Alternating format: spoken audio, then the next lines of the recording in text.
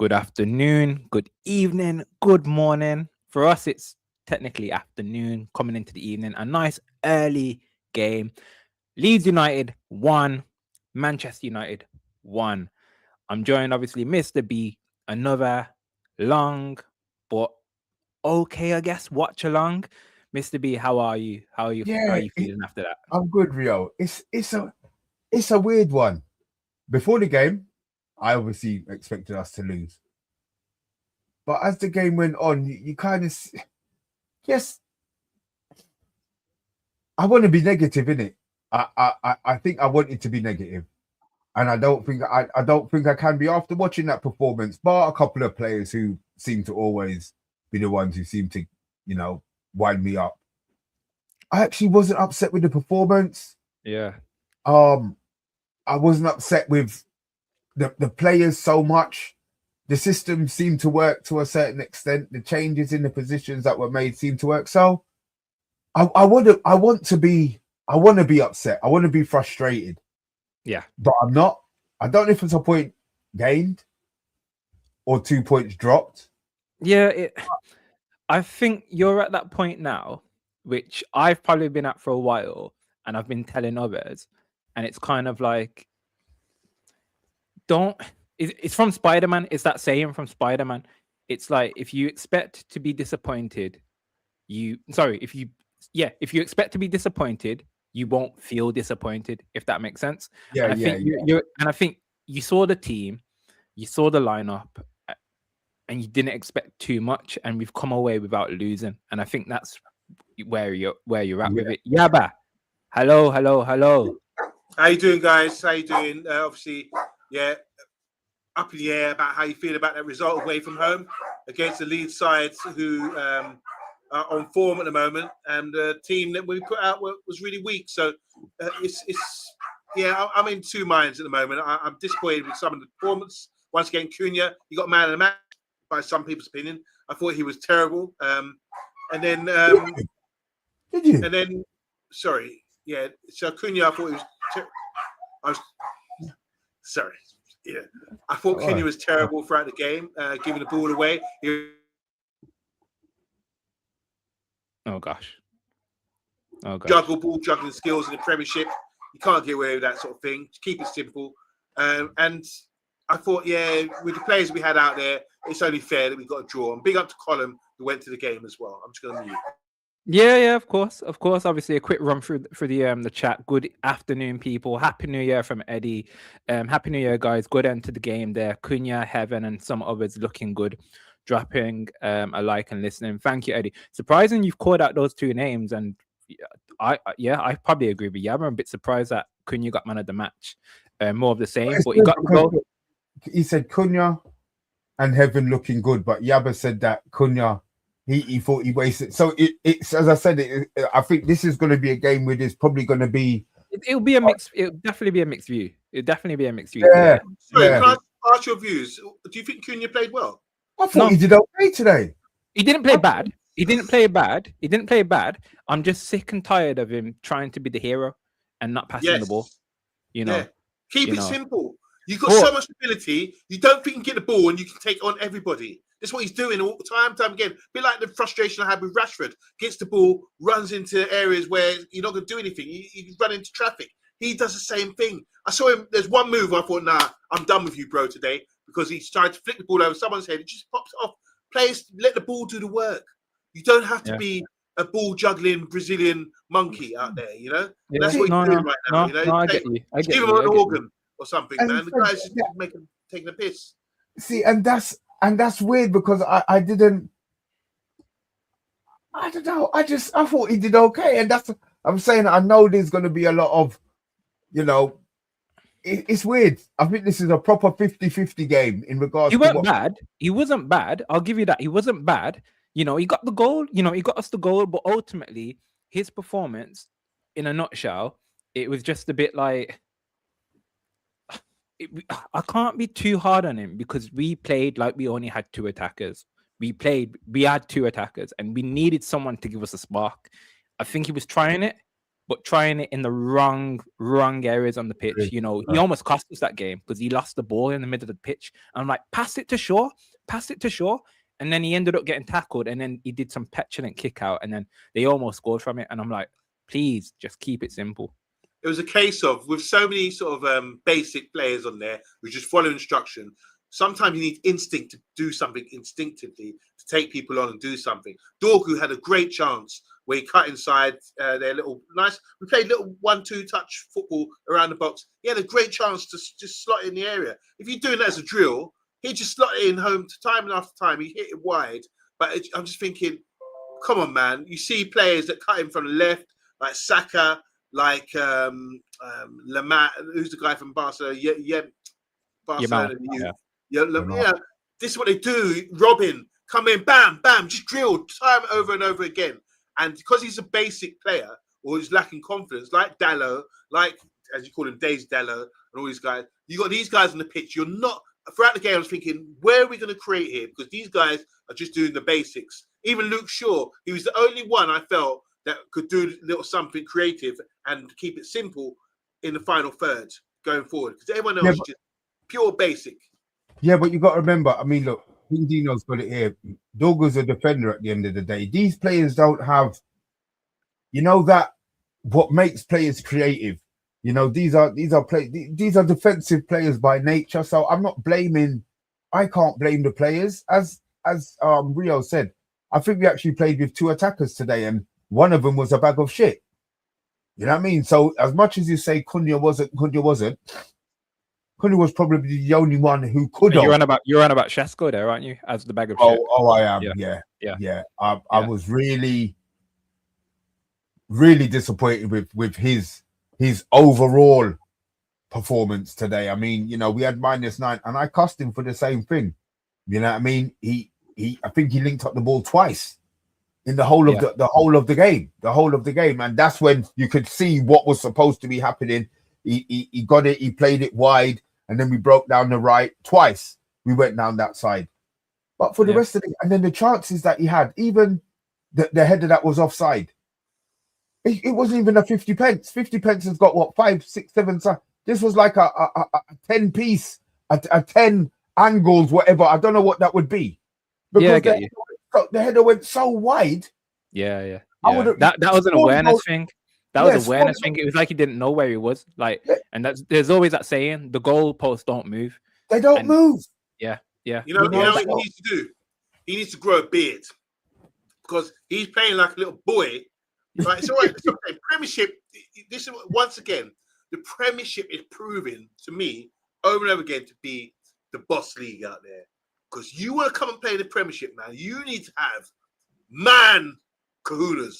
You need to play like a man out there. This guy, Shesko, he might be able to bully things in the Bundesliga and be big and strong and, you know, use his size and weight. But when you come out here, you can't get away with that. So he needs to have a change of mentality, have an attitude adjustment, grow a beard, stop looking like a little boy out there, because that's how you're going to get buoyed off. The defender say, move from me, you ain't nothing to me. You know what I'm saying? Grow a beard, get tough and strong, get Rago. He had to look at his opposite number 9 and say, I'm more talented than him maybe, but this guy, Calvert-Lewin or whatever, he puts a shift in and giving all our defenders hell because he knows this is the Premiership, he's going to give it. That's the minimum you got to give. If he starts giving the minimum like that, then all these things will come off for him because right now, he's shook out here, absolutely shook. Yeah. And he needs to, all it is, he's got talent, but he just needs to be more aggressive, grow a beard, be a bit more grizzly out there, and start bossing people. Don't let people just the game pass you by, and you're just looking like a clean-shaven little Bambi out here. Let me just whiz through the comments. Obviously, a lot of mixed views in this. As always, King Dino, we were shit today. Big up yourself. We deserve better. Big up yourself. Good afternoon. Iron Titanium. We still dropped points. We did. But a lot of people, and I reckon if we go back, you all had us to lose. So MKM. I always come back. Okay. Well. Okay. Take it as you is. Take it as it is. Matthew. Big up yourself. Big up yourself. Today was about battling for the ball. It was a war. We did well. You need to remember Elland Road. You know what? Leeds haven't lost in 7-8 games. They've not lost in 7 or 8 games. So even though they've just been promoted, they're not no pushover. And that was the type of game. Speaking to what Yaba just said, it was a type of game for grit. And Shesko, our striker, whoever it is, you need him to be physical, and he wasn't that for us today. Irish Pit Terrier, big up. Steph, I see you in the chat, of course.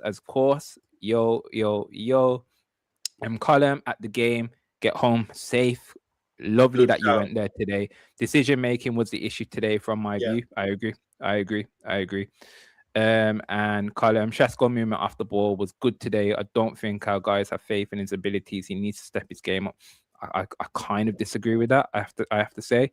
And if you haven't done so already, please smash the likes. Really do appreciate it. Really do. Yeah. Okay. Lineup. Don't need to go into the full T's and C's of it, but it was a weird one because of the amount of defenders that we played. We went into the game. I felt like, as you said, Yaba, back to the basics. Keep it simple. Let's defend and then see what we can do going forward. And I think that's why Cunha did try a bit too much, because his counterpart Shesko wasn't doing it. So it almost felt like we only had one attacker. I don't mind that approach.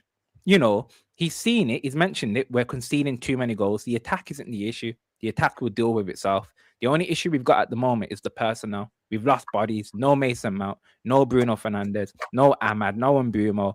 The list can go on. But defensively, those players are still there. So let's shore up at the back. And I think we did that today. And then it was a case of let's have some magical moments and see what we can do. Don't concede. And ultimately try and nick a goal. The goal came from a mistake, so I can't be too displeased about it. But gents, overall, the system, the formation, the players, the bench, there's only so much we could have done, Mr. B. Yeah, I agree. I don't see what more he could have. Zexi coming on, it's good that he's come on and done that. If that's going to be your role, bench player, and super sub-ish, then fine, no problem with that. But the players that we had, I get it, and that's why I'm not really, really disappointed, because I looked at the bench and Fletcher's had his chance. Fletcher was never coming on today. He was never going to come on. So that was probably experience-wise and player available. That's the best that he could have done with what he had.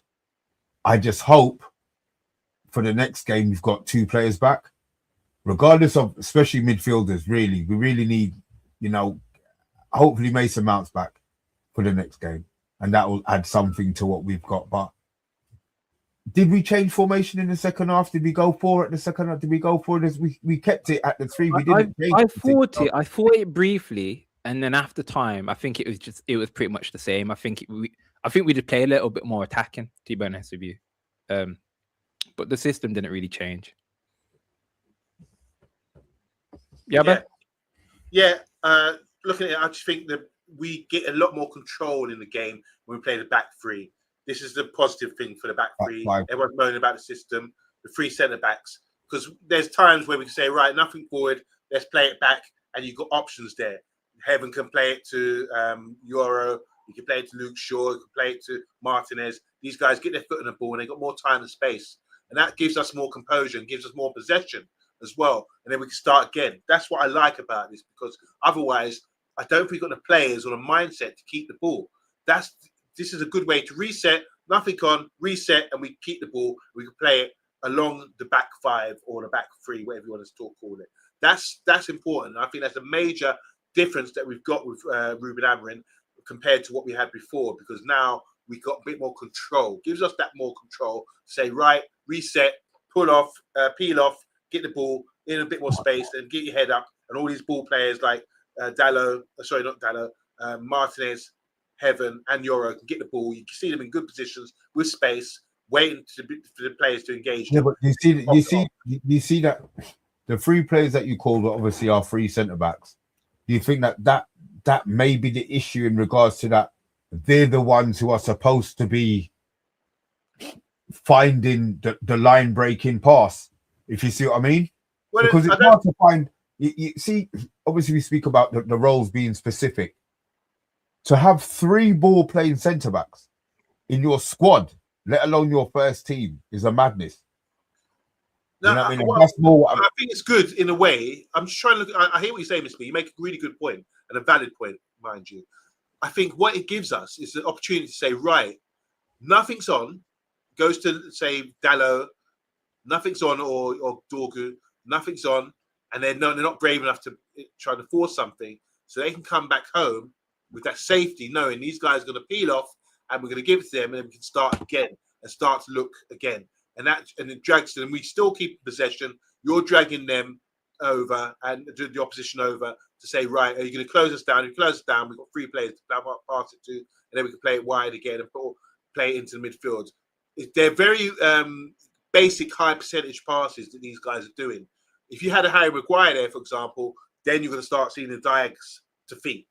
And it looks like right now, because we haven't seen that, because Maguire's the only one really can do that in this game, because we haven't seen that for so long. That's why we've taken a lot out of our game, because none of these players are prepared, apart from Martinez maybe, to hit a diag for 60 yards and bring someone else into play, because there will always be that spare man, because we make the pitch so small. So I like the fact that we play free at the back. I can see the advantage of doing that, because it gives us more control when things, slow down, reset, start again. Slow down, reset, start again. It can give us that. A bit frustrating, but that's what we need. We need to go back to basics. Now, you're talking about playing balls between the lines and that kind of thing. Yeah, that will come when the confidence builds up. That's a more confidence thing. Like I was talking earlier about instinct. When you got players out there like 6 defenders today, you're lacking that. You got Dorgu, Ugarte and Casemiro in midfield. You play it into them. You're gonna get no flash. Then, but take the ball in a half turn, play it the way they're facing. There's no frills. You understand what I'm saying? That's where Bruno and all these better quality players come in. That's what they can do, and to take us up a level, 10% better than what we performed today. My only frustration today is, why do you wait for them to score to actually, all right, we need to do something now, and suddenly you play a simple pass, bring it, boff, little triangles like we're doing all day, and play a little simple ball down the channel for Cunha to score. I had a feeling that it's so easy. Do it for the whole game. Don't you know? I had a feeling that might have been pointed out. Again, I get what you mean. It's really tough to go into the logistics when we've got these players on show. We knew AFCON was going to come, and we knew Mbeumo weren't going to be with us, and Ahmed weren't going to be with us, and Maz. But you can't take into account Bruno and Mason Mount being injured at the same time.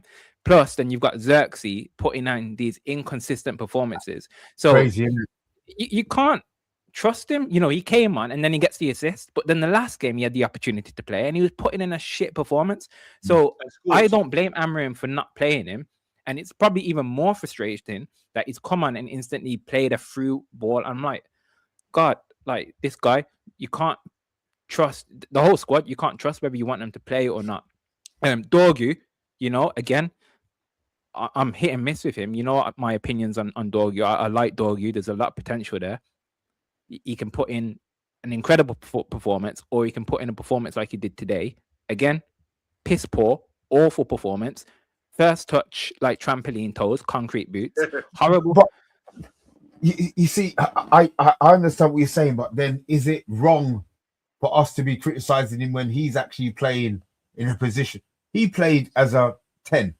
No. I'm not criticizing him. It's just I understand the frustrations of Amorims having to deal with play him as a 10, play him as a right winger, play him as a left wing back. These players, so Dorgu, especially being 20 years old, it's tough on him. It is tough on him. So it's just frustrating. And obviously, we're talking about playing in a 3-back or a 4-back or whatever it is. It's with these players. I think it's literally next game, do what you Whatever can. he's got. Next game, do what you can. And you know what? Thankfully, the next game's Burnley. Playing like that against Burnley, we'll win that game. Yeah, but he can't play again. You think he goes for it in the back again? Anyway, look, we'll talk about that at another time. Yaba, obviously you're defensive minded. The goal that they conceded, when I was watching the game, as Rio said, it's like it went slow, and then speeded up and they scored. Like, I'm gonna blame Heaven in regards to that. He didn't anticipate the player running through at pace. But in the chat, somebody actually blamed Dallo. I think they dilly-dallied. So what is... Yeah, this is what I'm asking you. You're shaking your head. What was the... I've said this. I'm on it. I'm on it right now. That's Euro's fault, in my opinion. Your back three, Euro. Yeah, your back three. What you have to do is every one of you has to be a sweeper. That you have to have that mindset. Heaven had pushed forward to try and close things down and everything else. You got a midfield runner, even though he's not me, he's number 10. He's the guy that's run through and scored the goal. It's Euro's responsibility to read the play, don't switch off, and cover and sweep. You got to stagger your line, no matter what. You might think, so basically what it is, your middle man is Heaven. He's gone forward. He's out of position now. What do? Do you stay where you are and don't take responsibility? No, you take responsibility by staggering your line and making sure anything that comes through, you're now the sweeper. And he didn't do that. You're saying, so should he have gone narrower in regards to covering the gap that... I think Euro should have watched the run and read the play and realised my sweeper, the middleman of the three, has gone forward. I now need to become that guy and rotate and get into that position to stop any runners coming through. Yeah, but then if he does that, then he's not playing in the position. I'm gonna remember what you said, and then I'm gonna have to rewatch the goal again. So come tomorrow, I would have because we can rewatch it, Mr. B. But just all I'm saying is this: it's a rule. You have free centre backs. That's more opportunities. When you got two, there's just two of you working together. When you got three, you shouldn't be in a position like that where someone gets run through and he gets the chance to get ahead of everybody else. One of you has to pick him up. And I think for me, it's Euro. Don't sleep. Take responsibility. And I think he's the one who's cheating because he wasn't part of that move, though. One is lacking confidence. The second thing is that he always allows a guy, you've seen it with your own eyes, he always allows a guy to, like we've seen with the goals recently we conceded, to get a yard on him and push and go or whatever, because he's not reactive enough. He's got to be reading the game like chess, 2-3 moves ahead, and he didn't do that, and that's why he allowed this guy to come through. It's his fault and his fault alone. I think that's harsh because he went into midfield. It was a lot. He'd gone into midfield. I'm pretty sure. I need to see it back myself, but I'm pretty sure Euro. That's why I said when you said that you were blaming. It was like I remember he wasn't even part of the play. It was a build-up that got lost, and then two wasted passes in midfield, and then the ball broke. I don't know. There's three of you. There's three of you in defense. No, I understand that. One of you gets exploited. One of you has to go. Doesn't mean the other two just stand there and don't take responsibility. The one that goes is usually sweeping, which is Heaven. One of you has to fill in his role, fill his shoes, and he's younger than you, and you can't do that. No, but Heaven was still the last man. Heaven moved forward. Heaven wasn't last man. Euro, if you check it, go and check it when we check it after the game. Euro should have come across and dealt with any kind of runner coming through because Heaven was handling his business. He was trying to get involved in something ahead of the play. That's when Euro should have come over and said, right, I'm going to take responsibility. And so there's no runners here. How can you let a midfield runner with you, Heaven, and Euro? You should never let a midfield runner who's not as quick as you come through and score. You got to anticipate, be one step ahead. Euro is lacking confidence right now. He's responsible for that goal. We'll check it out properly after I've just watched it back. Euro's nowhere near that transition. He's already up the field to help support the right wing back. He's not even part of that move. I'm sure was Euro the one. Telling you. I'm telling you. I'm watching it back now because I'm not having. I get it. I understand it, and I've done it before where I've called out Ahmad and you've said no. But I'm not having this on Euro. I'm telling you. No way. I'm watching it again. Yeah, Nah, it's not Euro. It's Euro, man. No way. No, man. The ball wasted between. No chance, bruv. There's no chance. There's no chance. I'm not having that. What I will say, if Maguire was in that position, he wouldn't have been able to stop that either. You know, maybe there's an action that the keeper needs to be on his edge of his box a bit more, but other than that, it was just a weird situation. The issue we have is too many times we were trying to build up play anyway, regardless of that goal. The ability on the ball, and I say it, and it's gonna sound like I'm a broken record. The football IQ on these players are awful. You know, they always look. The worst is Daisy. The worst on our pitch is Daisy. I think he's. Sorry, it's Martinez. Forgive me, it's Martinez. Yeah, so I give you that. I give you that one. Yeah, it could have been Leacher coming across at that point. Yeah, and him being obviously the senior body at that point, get closer when the build-up plays moving and advancing on the right side of the pitch. Too wide, too far out. You should have tucked in and covered the angle and cut out with ease. Yeah. But again, in terms of midfield, that's still an issue for me. In terms of Ugarte, Ugarte wasn't too bad today. He was getting aggressive. It was the type of game that he probably. You know why Bruno plays now, though, right? Yeah. Are we now understanding why Bruno plays? Yeah, Casemiro trying these pinpoint passes. That creativity, he can't do it. Right. Okay. So the Bruno in that position, I think we need to understand that is Bruno's position in the team. He don't need to go 10. He don't need to accept. But we've seen the games where Bruno don't play. I'm quick to cuss Bruno, but I also appreciate what he does. I'm not having the Bruno. I can't. You just need a better Ugarte next to Bruno. And that might or a better Casemiro next, or a Casemiro with legs next to him. But Bruno plays. You know what I mean? So what would have been interesting is if we had no Bruno, but we had those two, but Mbeumo and or Ahmad. I think we win the game. I think we win the game. Right, and this is what I'm saying. It could be a system, as in a player profile thing. You know what I mean? Where the creativity wouldn't be coming from that deep. They would then. But look, it is what it is, guys. I got big things to do, you know. No, of course. Obviously, I can leave you to talk. I have no problem. No. We can conclude this. Obviously, you said enough. Enough to say. Yeah. We are sitting we're sitting currently 5th. So you know all those times are saying right. So all of those right. So we're 5th at the moment, but Sunderland have got to play. Sunderland win, they pass us. Liverpool win, they pass us. Liverpool are already above it. Oh, Liverpool are above us. If you've got Chelsea against City later, so arguably we need City to do us a favor on that one. Okay, that's fine. I'll take a City win, and the Sunderland game we need Tottenham win or a draw. Tottenham win. Okay, cool. Well, at least goal difference. If they get a point, we're still above Sunderland. Okay. Well, that's fine. Okay, that's fine. So, with Burnley around the corner, but obviously we will talk about Burnley midweek. Yeah. So tomorrow. Tomorrow's the aftermath.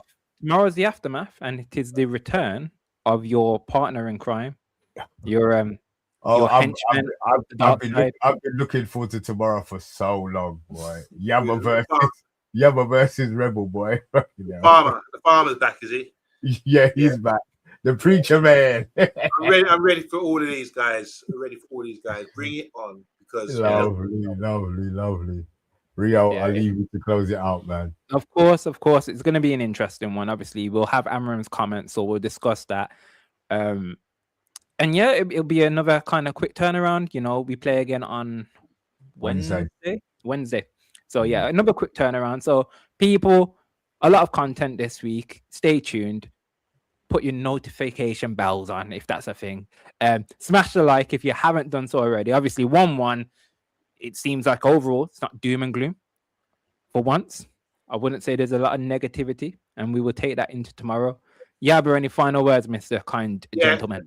Respect to everybody, guys. And hopefully we see you soon. And let's keep bumping heads and building up the Man United agenda. We want 5,000 subscribers very soon. Let's go. That's our push. Mr. B? Yes. Yeah, look, I expected a loss. It's a point gained, in my opinion, on what I thought we were going to have. We go again. Burnley's the one we expect to win. Where that puts us after that game is, we'll see. But yeah, I'll take the draw. I'll take the draw. I don't see it as 2 points lost. I see it as a point gain. Okay, we take that. We take that. Chat, it's been a pleasure. Tomorrow we will be back with the aftermath. But yeah, whatever you got up to this evening, this afternoon, take it easy and good night.